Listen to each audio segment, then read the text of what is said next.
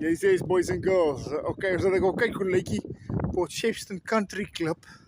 Dis eintlik die golfklub. Lyk my hierdie Sheppy Paddle. So, lyk my Fast and Furious tennis of iets. En dan met 'n gym, lekker. Daar is die golfbaan. Daar gaan die manne. So. En aan hierdie kant toe is die rolbalklub. En waar hulle putting oefen. Nie te bad nie. Ek was ook vinnig binne, maar die gewone, weet pas, daar's 'n groter kroeg as wat daar ontvangsarea is. Maar die selle. So, die 19de puitjie. Ek is nie 'n golfhou nie.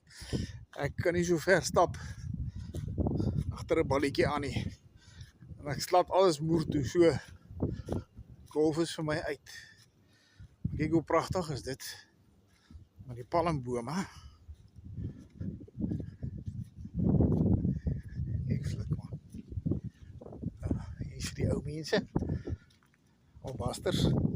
Ou mense albasters. Lekker. Lekker.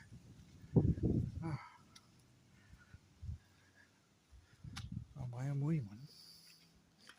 Kuier area.